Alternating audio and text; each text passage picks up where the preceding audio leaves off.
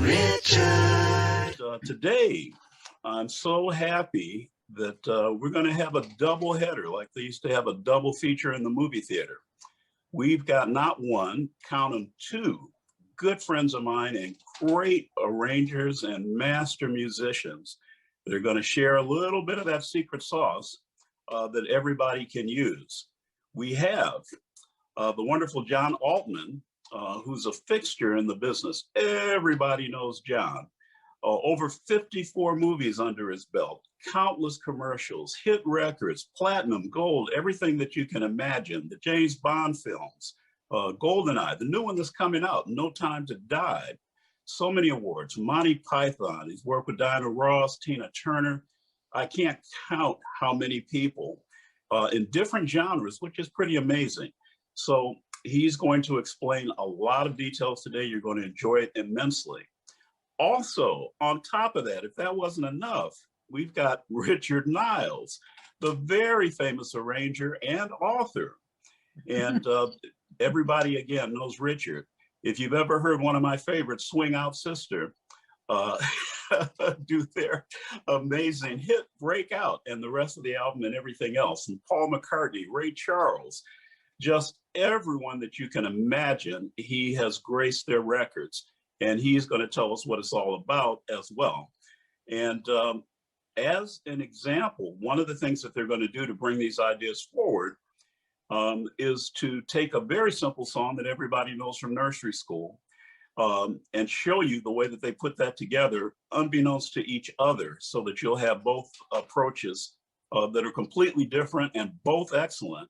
And that's going to be one of our teaching tools today. So with that, we're going to get started, and I'm going to start by turning that over to John. As Sylvester said, I've been very lucky, as has Richard, to basically to work in across the board, really, with movies, commercials, records, various artists, ranging from George Michael and Rod Stewart through to Tom Jones and Tina Turner. So obviously, you know, there isn't a one size fits all to my methods and madness, but there are a few things that I think I can probably impart about how one, or certainly how I approach writing for film, writing for television, writing for commercials, writing for different artists. And along with Richard, who's written a wonderful book about arranging, which he's going to tell you about, we can unlock some of those secrets. So maybe if we hand over to Richard and he can get the ball rolling. The reason why I wrote this book is because for years and years, people have been asking me, come on, Rich, write a book about arranging. And I didn't want to do it because there are a lot of really great books about arranging. And I thought, well, what can I contribute? And then as the years went by, I realized, well, you're not just doing one thing when you're arranging, you're applying yourself, as John said, to different artists, different fields, different concepts. And to me, because I came from a film background, my stepfather and mother were writers, and I watched their process of writing films and TV scripts. And I think that music, of course, is just another form of storytelling. And the interesting thing about the arranging side of it is that you're telling a completely different story based on the song and the artist. So that's kind of fun to say, how do I do this way instead of doing it a different way? And as John said, it's not one size fits all. It's really a matter of learning different ways to express different feelings. Now, of course, there's a technical side to it. And so in my book, the whole way I wanted to present it was very simply. I think there's a lot of mystique about music and about arranging and composition and all of that stuff, but it's really as logical as saying the man got out of bed, he made breakfast, he went downstairs, he walked out of his door and he stepped into the street and got hit by a bus. Now that's a story. It has a beginning and a middle and end. And I think that an arrangement has that too. And so in my book, I first of all do the technical stuff, which is orchestration. Then I go into musical stuff. Of course, I assume people have a good basic knowledge of music theory. And I talk about voicing techniques for different instruments. Then I move into arranging tools, and what I mean by that is all the different little ideas of how you can do certain things. And then at the end, I talk about overview kind of conceptual things. And I hope that the book displays the whole field of being a professional arranger and composer in a way that's easy to understand and straightforward. And one of the things that I've gotten as a comment from people, which I think is very amusing, they say, your exercises, they're completely psycho, they're crazy. You know, nobody would ever write, you know, a tune, an arrangement for 5 harmonicas. But that's the whole point of it. I mean, I think one of the reasons I did that is because I learned from being put in extreme positions. And that's really, when somebody asks you to do a job, the word that you say is yes. So then after you've said yes, you have to figure out how to do that, how to actually fulfill what they asked for. And sometimes it's completely crazy. Sometimes it's straightforward. It's something you've done before. But as John will tell you, because both he and I have a kind of pan whatever it is approach to music. You know, it's not a matter of style, it's a matter of understanding those styles and being able to do X, Y, and Z, or in John's case, Z. So yeah, so that's the whole idea of that. And for today, when Sylvester first called me about, you know, how would you like to do something again? I said, well, I'd love to do it with John because he's always fun to talk to. And also I thought, why don't we do something where we just take a simple nursery rhyme and we both arrange it and see what we come up with, and then we can explain what we did. And I think we have your granddaughter to thank for the choice of the nursery rhyme, Twinkle Twinkle Little Star.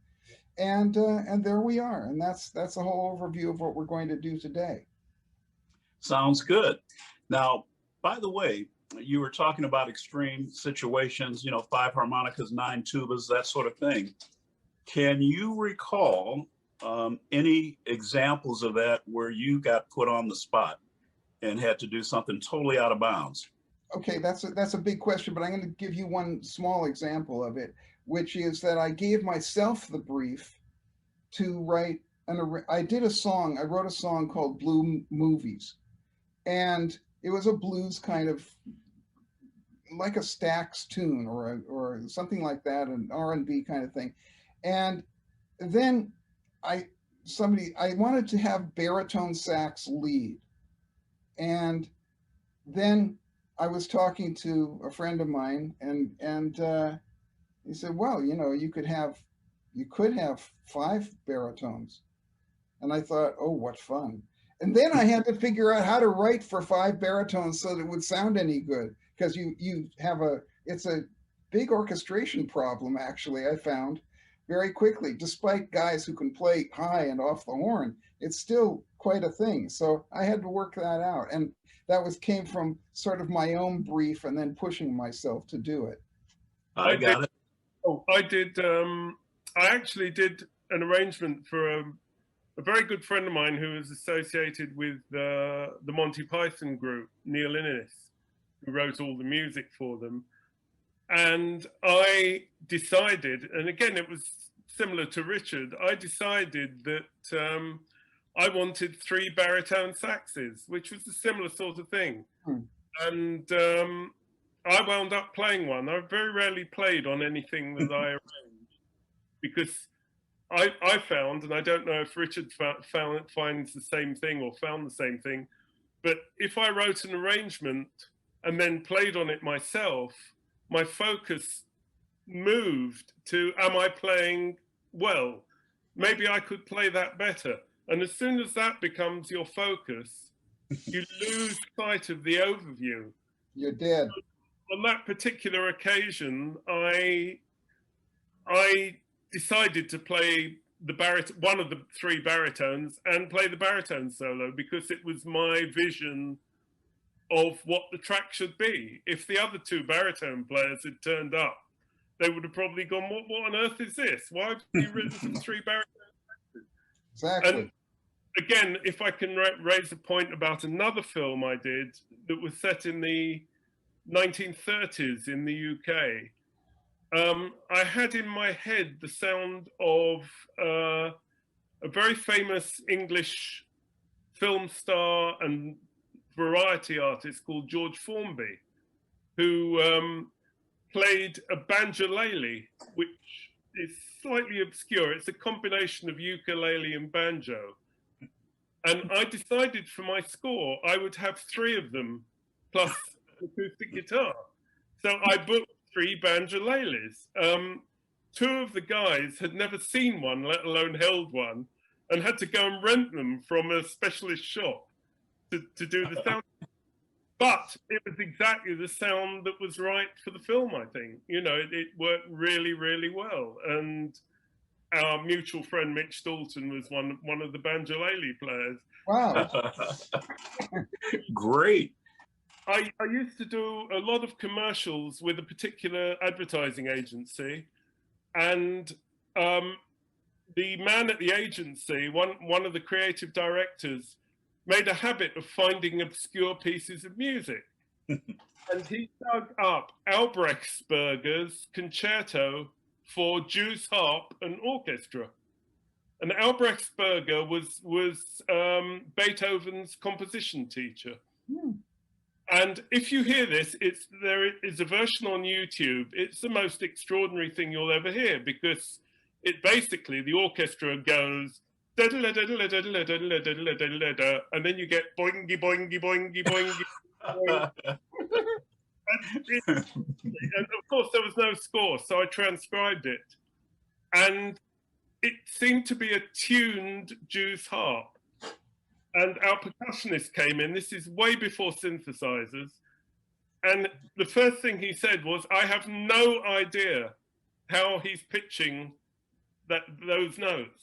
We don't know how he did it. We have no clue. So what we did was we recorded what the normal sound was, leaving gaps. And then in the gaps, we slowed the tape down so that the Jew's harp sped up, and we dropped in the notes that were missing. And the finished product was amazing. You know, Richard, you were saying?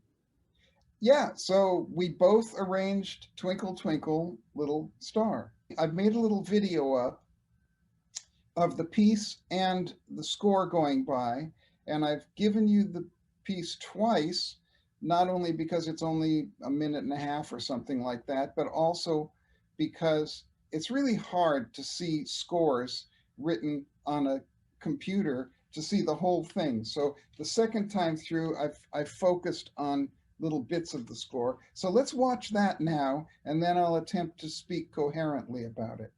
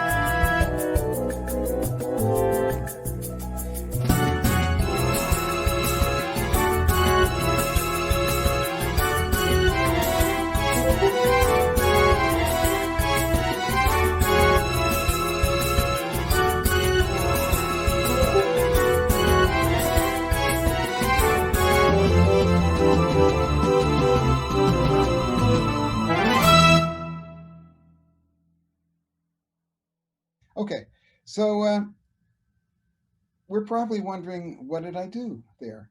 And I have got a PDF that you can download which explains all this, but I'm going to go through it. My first thought when I approached this was, what am I going to do with this that's kind of able to show a lot of different compositional and arranging techniques?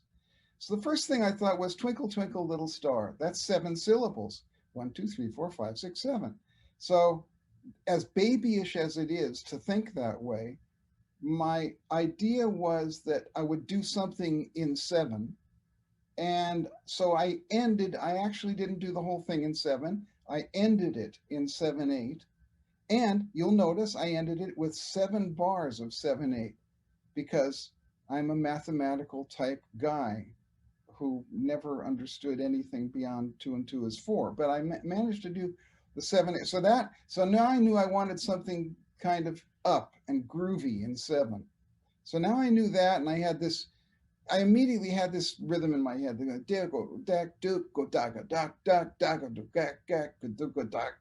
So anyway, that was before I had anything. I had that. So then I knew that I wanted the first section to be contrasting. So I wanted it to be floaty. Well, that's the best way to describe it. There's a seemingly rubato first bar, and then you get the little thing. A lot happens in a short amount of time. You know, you could extend this piece to obviously 5 minutes, and it would make even more sense, but nevertheless. So the first bar is no time at all, seemingly, and then it goes into a 6, but it's 6/4, so it's much slower than the 7/8 thing. It's now 1, 2, 3. So now I had more time to do stuff and more time to kind of give a floating kind of feel. But there's still a groove in the bass line of it. If you look, there's still a groove, but it's a more, the bass line on that is more stretched apart. So then I had a little laid back kind of feel that I'd achieved with the bass and the percussion that I'd chosen to use. And in the spaces, I enabled myself to make little comments somewhere. I knew I gave myself space. Now that I had 6/4 and I had a riff, now I had to do the melody somewhere. Well, of course, I was not immediately going to make it easy for myself. So what I did was what I call decomposed the melody, but I kind of I gave you the melody because that was the requirement, but I also gave you not exactly the melody. So it goes, instead of twinkle, twinkle, it goes to ba ba ba da da ba da ba, and you can see that in the brass. If you go to the brass, there they are. Okay, so they're going za da ba, and then the ba ba is in the woodwinds. Anyway, so there you've got twinkle, twinkle, and of course I harmonized them willfully and sort of like a baby on various wrong drugs. You know, I just chose voicings that I liked. There wasn't any kind of particular theory behind it, but just having some fun with different voicings that I liked that I thought would provide this spacey kind of feel. So now that the melody had been decomposed, I left huge gaps between the melody. As you can see right here on this page, you've got do-do, ba-ba-ba, and then I've got space to do here. I'll talk about this in a minute, the gratuitous blues lick. And then I also didn't want to do a whole different section that was up above the world so high. Instead, I took that part of the melody and I inserted it into the other melody. So it goes da da ba da da, and then it goes up above the world so high. So you'll see those. So yeah, so you can see that there's like a diamond in the sky, and I didn't know what the words were at the end. So I said, as I said, it's very high, but I didn't know what the real words were. And then the 7/8 section allowed me to finish off the melody of how I wonder what you are. So then what you are became a repeated kind of Montuno that went out, you know, what you are, ba ba ba ba ba da da, what you are, da da ba ba ba da da, what you. So that's what that is. In fact, it would be really fun to do this as a vocal choir arrangement. I would love to get our friend Andrew Kessler to sing all this. But so that was what that was all about. The 16th note figure, da ba do da da da da da, is, you can see if you look at the piano part, you can see how that's actually harmonized with the different instruments that I chose for that. There it is, but there it's written out. It's almost as if I've given you a kind of a cheat sheet. So what are those little voicings I've done? Well, many of the voicings are what I would call symmetric diminished scale type voicings, but I've also thrown in a few straight ahead voicings in fourths, just because I thought of the little melody that is on the top of that, and then I just harmonized it kind of using those kinds of feels. I mean, the fact that there's a riff going on, it's not particularly tonal, but it's not utterly atonal at all either. So you could look at each one of those voicings and see what they are, but they're chosen purely for the sound of the voicings rather than, and the kind of emotive quality of the voicing rather than a tonal, you know, it's certainly not done in any mechanical voicing technique. You know, and it's an interesting, the melody actually starts, the what you are, the what you is before the beat. So on the 7/8, you get, the melody is across the bar line, which I also like to do if I can. The next question we'll ask is, why did you do it with a orchestra? Well, I don't know. I just felt that it was a better way. I felt it gave me a lot of possibilities to do it kind of like an orchestral film score, but I really wanted ethnic percussion. I knew that I wanted that for the feel that that could give. However, the big problem is, you know, we're doing this with Sibelius. Now, I prefer the orchestral sounds on Note Performer. They're way better than the normal Sibelius library. But the Note Performer library, if I'm not mistaken, and it may just be my version of Note Performer, but it has a very tiny amount of percussion sounds, and it just didn't have enough variety. So I went back to using the normal sort of Sibelius sounds because it had more percussion. And in terms of ultimate quality, I didn't care that much that the string sounds are not as good on the normal Sibelius library as they are on the Note Performer. And I also found that I didn't want to use drums at all, but I finally found that I had to. And to get the kind of sound that I wanted, I did the drum set, but without a snare, because I've got the side, I used the side drum as the snare because I like the sound of it better. It sounds, that side drum sounds to me like a high-pitched kind of Harvey Mason-ish kind of snare. But anyway, that's how I created that. And then there's all kinds of, the names on the percussion are kind of babyish too, because they aren't really those particular instruments, but they sound a little bit ethnic and fun, and so I use them. Now, the bar 6, the gratuitous blues lick. It's in clarinets and in the whole string section is doing it.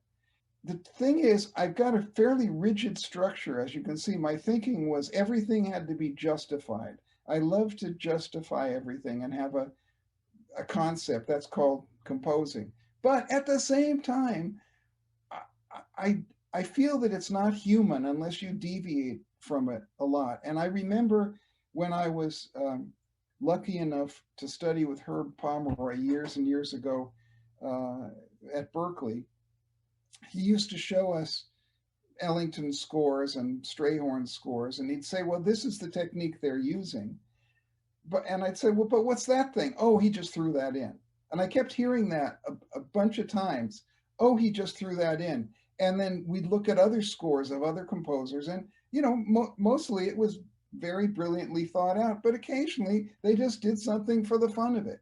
So that's what the gratuitous blues lick is. And also, I have a kind of a feeling that blues gives a blues element. Without that, there's no fun. So I threw that in. It was just a willful choice of a musical baby. The other thing to talk about is the big finish. Well, the song began, the piece began very softly PP, and obviously I wanted to end it FF. That was, you know, an obvious thing that didn't require too much thought. So then I figured out that I wanted something that was kind of rising in nature. So I used a Lydian mode thing. This is F Lydian, and it's da-da-da. And then I did a counter rhythm over the 6/4 that went, and it just kind of, it's a circular kind of thing that leads us to that ending. And even though the melody of that section is descending, it's, yeah, and I wrote the twinkle there because what I was thinking was I wanted it to be a 4-note phrase. So I went twinkle, twinkle, twinkle, twinkle, twinkle, twinkle, twinkle, twinkle. So that's what that is. And the flutes and the doing that high little trill, that's just for fun, and to add to the rising feel of it. And then, of course, it's the last bar is the only unison in the whole piece when the whole band just goes whap. And so, yeah, tonic unison, you can't beat it. So, and now the floor is open to questions and any psychiatrists you want to talk to me. Well, Richard, first question. You know, Elmer Bernstein used to make a big thing out of tempos, particularly, you know, with the film scores. But in your case, when you conceived of the idea, how did you decide whether it's going to be up-tempo, slow, medium? What was the first thought? The first thought was, the first idea musically that came into my head was the rhythm of the 7. So I had bum bum ba da do da ba ba do da ba ba ba da do ba ba. I had that groove going in my head, and I thought, well, I got to get to that. And the way to get to it, since it's groovy and up, was to do something slow. And then then I had the tempo, and so I said, what could work at that tempo? And then that obviously go 1, 2, 3. So, and that became da da da da da da da da da da da da da da da da. Got it. So I had my that's how I decided on tempo. But you're absolutely right. The choice of tempo is a super important thing, and it can make the difference between a really beautifully written piece of music sounding great or terrible. And I say this a lot to my students, that it's not a race. You know, the tempo, it should be the right tempo to make the musical point that you're making. So great question, and that's what I was thinking. Glenn, do we have any questions from the floor? Oh, here's one that just popped in from John Keller. Thanks for showing us your incredible arrangement. In the last bar, why does the snare drum start to build up later than the other instruments? Because if it starts with it, it has nowhere to go. But yeah, if it starts without it, then it has somewhere to go that's bigger. It happens in maybe a second and a half, so it's a kind of a minor point. But I just had it start a little later, so there would be starting here and then going up. It's just a dynamic choice. Great. I see a question from Liz. Okay, how wonderful. Why did the bass and contrabass clarinets get buried in the percussion on the score setup? Well, you mean buried from what we can hear, or buried? Look, the thing is, mixing this thing, I did the best that I could. I would dearly love to have mixed it, but what I did was the bass, but I had the contrabass clarinet and the bass clarinet split up the line. So as you can see, it goes da da and then the bass clarinet takes up the next two notes, and then the contrabass takes up those notes. It's a composite rhythm created by those two instruments, but the acoustic bass is doing both of them. I wish you could have heard, I wish I could have made the bass clarinet and contrabass clarinet louder so that you could hear them, but there's a lot going on, and you know, this isn't a sophisticated mix. I just did the best I could with Sibelius. But yeah, that was the idea, and I'm glad you pointed that out, because I forgot to mention that it's a composite rhythm of the bass. And if you play that on its own, it's kind of fun. I've done that with musicians a lot, breaking up things, and after they get upset with me, they enjoy doing it, because it's hard to hold on to your place in the overall function of time. John Hinchy has asked me to mention your wonderful book, his words, The Invisible Artist. Oh, thank you. Question, do you write directly into Sibelius, or do you start with idea sketch and then explode it to orchestra, or do you write as you go? Very good question. I always try to write some kind of sketch for myself, because obviously I mean, some people are geniuses and they can just start writing and write to the end of the page and that's their piece. But I've never found that that's a very good idea. And even if I write, I don't know if I've got any pieces of that paper here. I'm just going to look. Well, I have these little tiny score pads that are yellow, and they came from, you know, one of those LA places, like, I don't know what they're called, Alpheus Music or Judy Green, is it? Anyway, I have these little scores, and sometimes I'll just scribble down, okay, it's going to open with this, and I give myself a kind of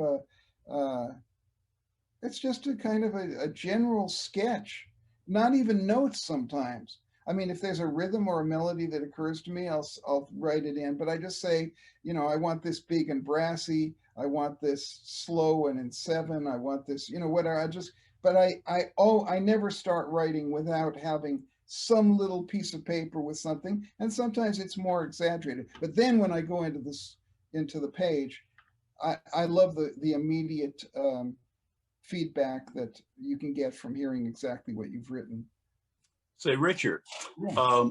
Since our teaching format today is to contrast one against the other, let's pull up John's first, take a few questions there, and then take some mixed questions. Great.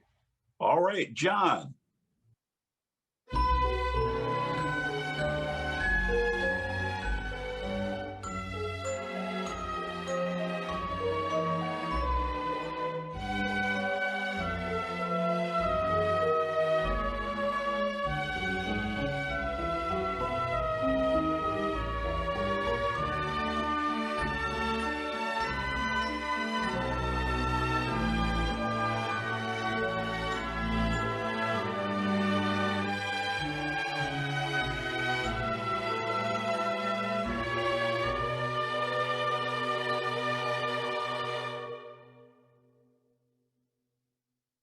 Sounds great.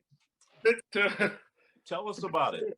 What I did, I decided that I would just run the whole thing through, you know, with a key change, basically a time and a half almost. Then what I wanted to do was make the melody exactly as one imagined that one would hear Twinkle Twinkle Little Star. So I didn't try to stagger it. I didn't try to mess about with it. I just kept it as it is, basically for strings and for Celeste, and added an oboe for colouring at certain points. What I wanted to do as well was to reharmonize the first part quite dramatically, switch into a less dramatic harmonization just before the key change, so that it was still reharmonized, but as a more obvious reharmonization than the first 4 or 5 bars. And then once the key change happened, to write a more conventional reharmonization. So there were 3 stages, as it were, of treating it. First of all, as I say, with what I set myself to do basically was, whenever possible, I wanted to move in semitones, either up or down. So some of them are descending semitones, some of them are ascending. Then what I wanted to do with the harp was to ghost the melody on the 4th, 8th note, and I have to remember to say 8th note rather than quavers. I think in quavers and crotchets and minims and semibreves, but I have to refocus on 8th notes and 16th notes. And you'll see in the first, well, basically my idea for the first 4 bars was that I would ghost the melody all the way down. But when it comes to bar 4, on the 3rd, 8th note in bar 4, I found that the going down to the D on the dominant chord on the harp didn't work as well as going up to the G of the dominant chord. So I changed that. It's sort of what Richard was saying about, you know, sometimes you'll throw in an idea from nowhere that completely takes away what you intended to do. I also intended at the start to start the double basses on the E, descending down to the D sharp, to the D, and then down to the G. Again, I found that the tonic seemed to work better in the basses. I already had the E in the cello. I, again, deliberately left the first beat empty to give a bit of air round the melody. And again, that's a deliberate ploy. Every arranging trick that I use actually all the way through, and I don't know whether one wants to call them tricks or what one wants to call them, but they were all sort of deliberately done. So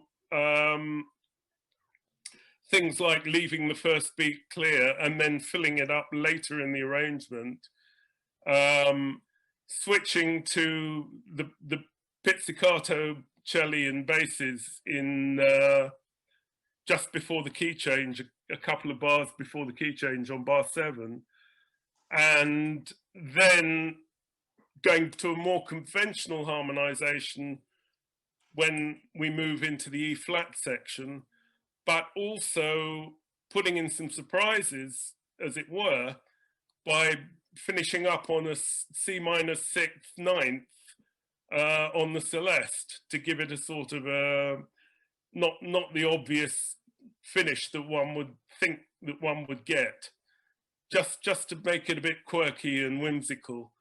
And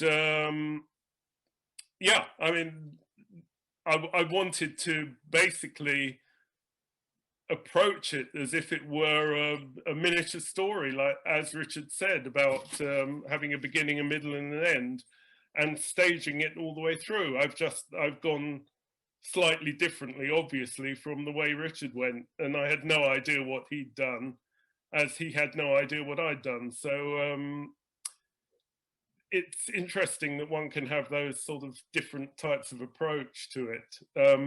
I don't know if you want to play it again or if you want to sort of go into details. I'd like to play it. I'd like to play it again, but first I want to ask you the same question that I asked Richard, which is, how did you arrive at your tempo? I sang the piece to myself, basically. And that's just the way it came out, right? Yeah. I thought, what's that? That's going to be about 100, 102, you know. So that was what I did. Got it. Well, this is great. You know, one without talking to each other, you know, one came out up tempo, the other one came up kind of medium to slow, and this is great. So let's play it a second time, and then let's take some more questions from the floor, okay? Okay.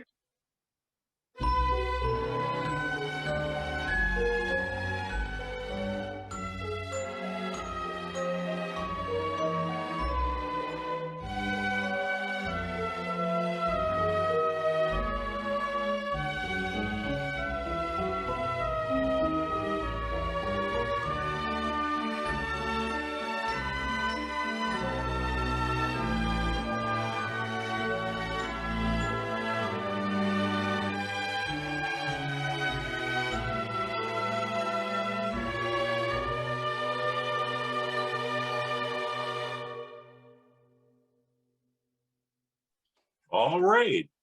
Well, Glenn, let's take a few questions from the floor on this. Absolutely. John Goldberg asked, I could swear I heard a resolution from D sharp to E in bar 4, but that's not in the score. Was that just a trick of the sound? I think so, yes. I mean, I do like playing about with ambiguity, which is why I use a lot of, and I find that also when I write film scores, there's a lot to be gained from using something like, let's say, for example, to make it simplified, a G major 7th with a flat 5, which gives you a complete ambiguity. In fact, that whole section of bar 7 and 8, it is a D sharp 7 flat 5 down to a C sharp 7 flat 5 down to an A, D sharp major 7 flat 5, I should say, down to an A major 7 flat 5, and then sort of adjusts to basically the B flat with a raised ninth. So it's all deliberate ploys to keep the ambiguity going, if you like. What I do find is that ambiguity does imply other things, which is also very interesting. We have a question from Bobby Jasinski. What was the thought process from C major to E flat major? Just a strict chromatic mediant? That was the end of the question. Yeah, I just thought it would sound good by changing key and pushing itself up. And I also wanted to make that contrast even more obvious, that the harmonizations that start out slightly off center and odd, then become a bit more normalized and then become very normalized, but the emphasis shifts, and it's this normalization that is sometimes thrown off by some odd reharmonization thrown in. Igor Kogan just asked, could you please elaborate on your reharmonization techniques? Yes, I mean, what I was basically trying to do was, for example, as I said, using the notions of flat 5s and also using the idea of chromaticism, what I tried to do as much as possible was to, if I had some sort of change, for example, from bar 1, where you've got the D sharp in the root, then you go to the G, it's basically the same chord structure on going from the D sharp 7 flat 5 to the G minus 7th flat 5 in the next bar.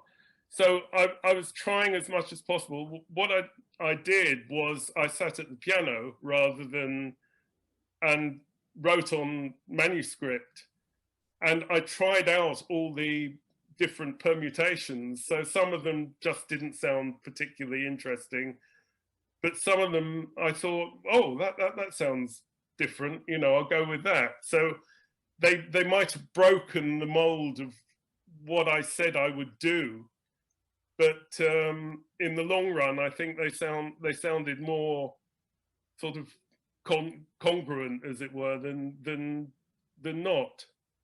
Well, it sounds great. By the way, was that your usual process? to go from the pad, score pad, to the computer? Yeah. Okay. Yeah. I have a brief comment. Yes. Can anybody hear me? Okay, good. Yeah. The key change to E flat, it's something that I've obviously, if you look at key changes over the years, a lot of times that minor third thing, either a minor third up or down, seems to work very well. Number one, because there are some common tones that you can use for the modulation, but also I've always felt that a minor third away makes it the same chord. So for me, E flat is C. And the reason for that is that C7 is E flat 7. Because speaking of the symmetric diminished scale, it's the same scale. So that's, to me, and I may be completely, educationally wrong, but to me, there's a relationship between dominant chords that are a minor third away, and they're the same chord. E flat 7 is C7, and A7 is C7.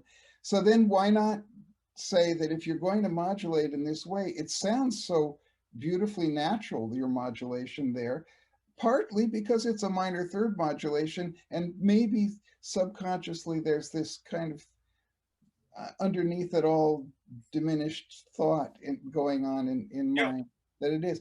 And another thing I wanted to say about your piece that I love is the fact that you have retained, even with your unusual harmony, which is very lovely in the way that it's very subtly done, and you haven't had to use a mallet like I did.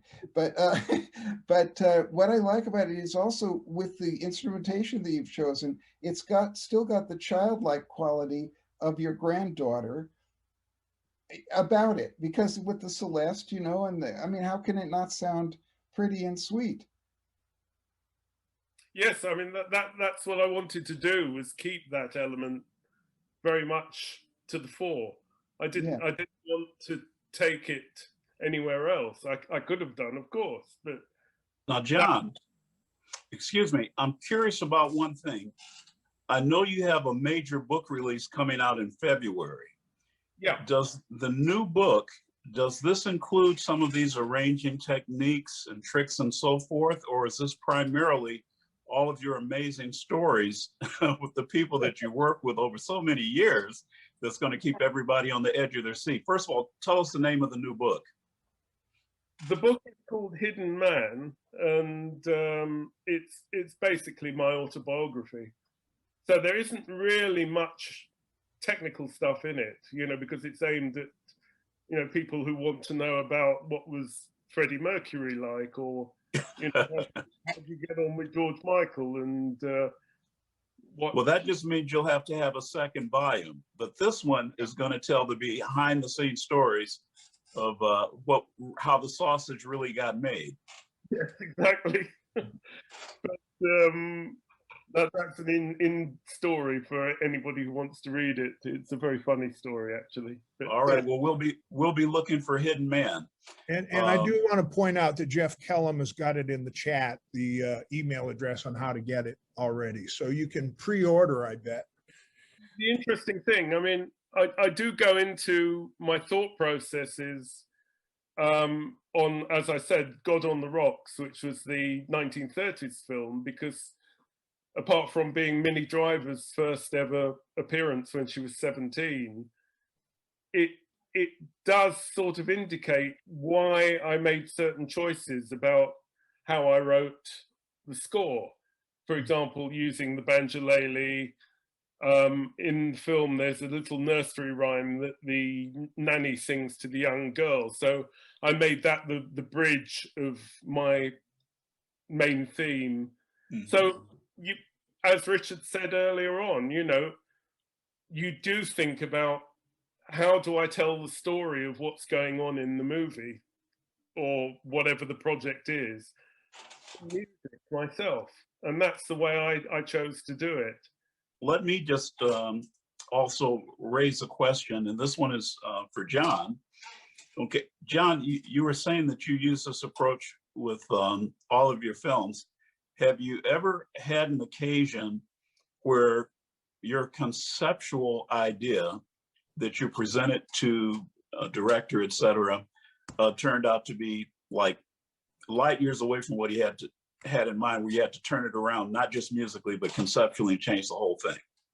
Now, that actually brings up a very interesting point, which is that in the 3 major movie sequences that I've written, and also all the records that I've arranged for, I've never, ever had to present a demo, ever. And that, of course, has changed now. I mean, we're going back to... For movies in particular, yes. We're going back to long ago when you just write something and show up in the studio and you maybe play a theme on the piano to people who have no idea what they're listening to.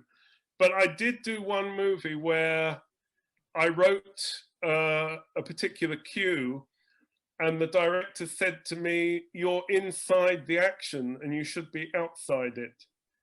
And I had to really think about what he meant. And I decided that what he actually meant was I should take a very objective, detached view of what I'm watching and write something that went right across it and had no real sort of, I wasn't tugging at heartstrings. I wasn't, I wasn't saying, look at this, look how sad it is, but I was sitting back like a narrator, a third person narrator sort of. I got it. Sitting back. And immediately I did that, his face lit up and said, that's exactly what I was getting at. So but, you interpreted his words into musical thought. Yeah. But got it.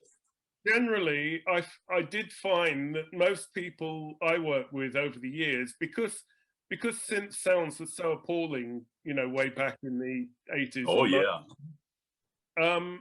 People were prepared just to think, well, I've hired you, I trust you, I'll see you at the session, and I'll be knocked out when I hear a big string section or a brass section or a big band arrangement or something like that.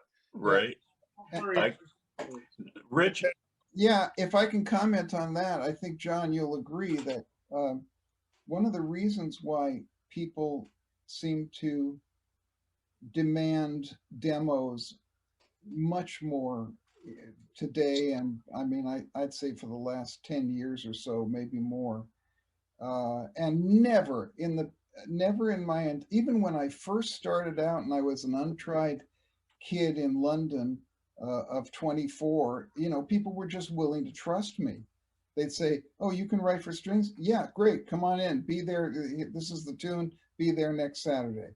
I mean, I was amazed at how people trusted me then. But then later on, I mean, no one ever asked for demos in the old days. And maybe that is because of the different ways that technology has involved I guess producers, movie directors in music, where they think that, well, I can do this, I can push this button, I can create this thing, I should be involved, and so they are more willing today to buy a dog and bark themselves, which is an English expression, and I think you can all figure out what that means.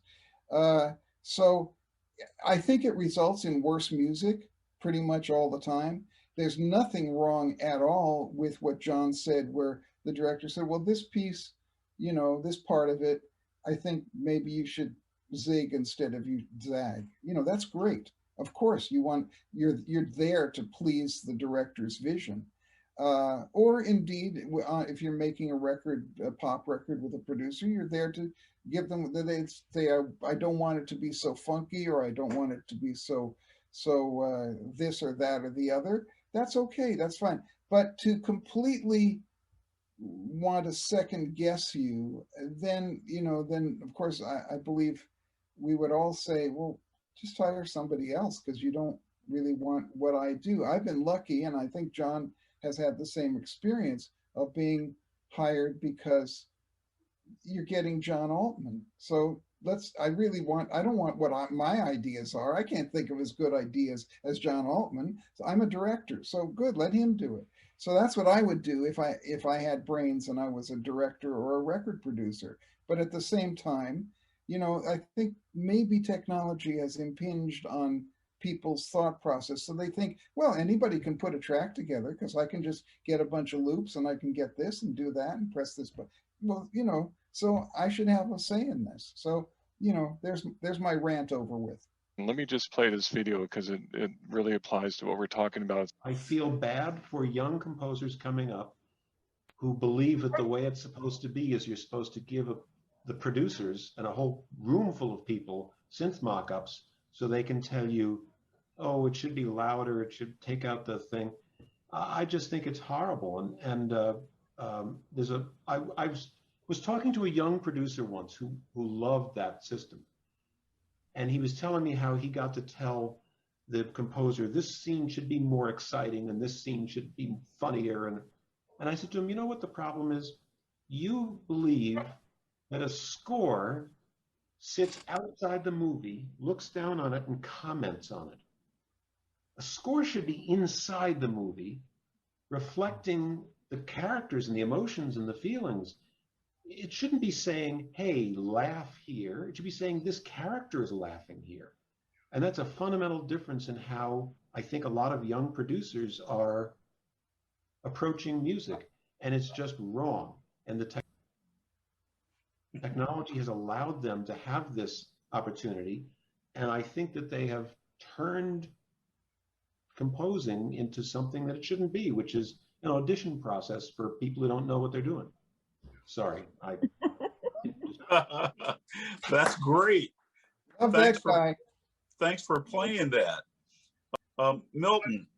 I went for a meeting many years ago with a director, very well-known director. And he said, I like working, this will date me, I like working with Michael Kamen. And Michael was someone I wrote for as well. And I said, oh, why do you like working with Michael? He said, because he lets me write some of the cues. He said,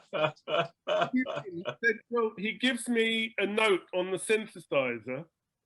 And whenever I feel something should happen, I press the note and it makes a noise at the right moment. You have to be hired to do that movie, The Craze. That is too funny. Listen, John and Richard, let me ask you, this might be a good time to take a break if you guys are in the mood.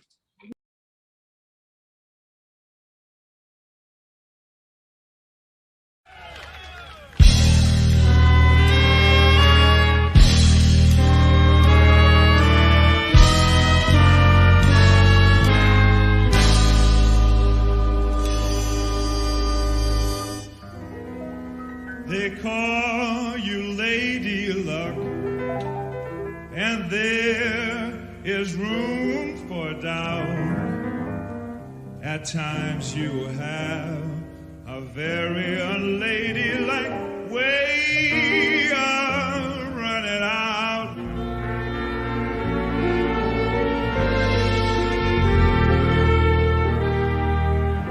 You're on this date with me, and the pickings have been lush, but yet before this evening is over, you might give me the rush.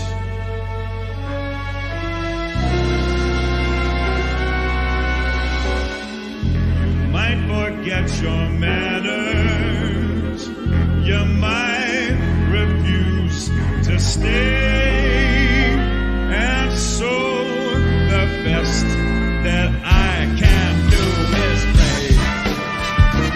That's the best I can do.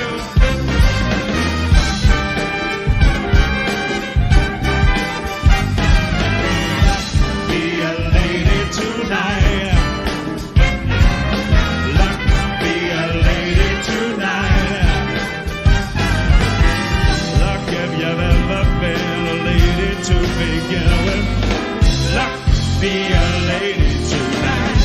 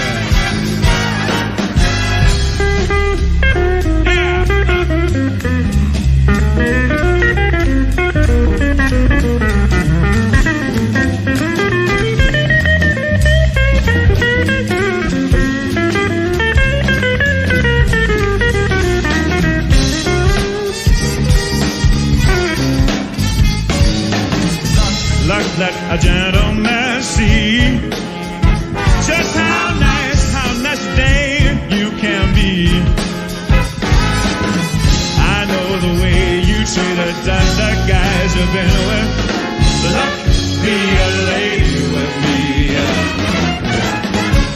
Lady does not need her escort. Man, that's not fair. No, it's not nice.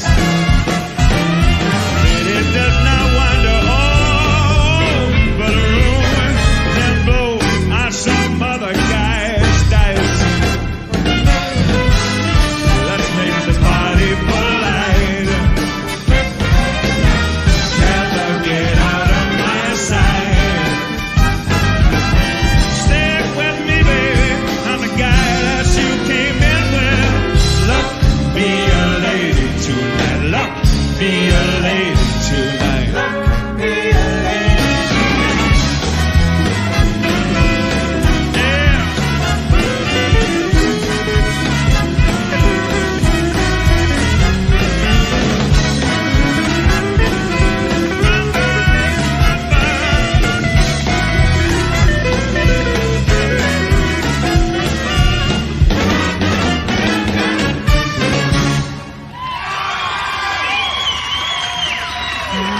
Thank you, Bolton. Thank you very much. Bye. Hi, I'm Richard Niles, here to tell you about my podcast and my YouTube channel, Radio Richard. Now, the best things in life are free, people say, but are they really? I mean, the internet, for instance, you're paying for the service. Now, exercise. Everybody says exercise is free. Well, no, you're paying with your sweat. But subscribing to Radio Richard is absolutely free. It costs you nothing. Not only that, we actually pay you with thought-provoking interviews and performances with amazing award-winning artists. Where else can you get my interviews with the greatest producers in music history? People like 80s innovator Trevor Horn, Arif Mardin, from Aretha Franklin to Chaka Khan, Shel Talmy, producer of the brilliant sound of The Who and the Kinks, and Jerry Wexler, the man who was a co-founder of Atlantic Records and produced some of the greatest hits in history. So go ahead, please like, share, and subscribe. You'll help keep this podcast alive and give the world better production values. Radio Richard, it's absolutely free. Radio Richard.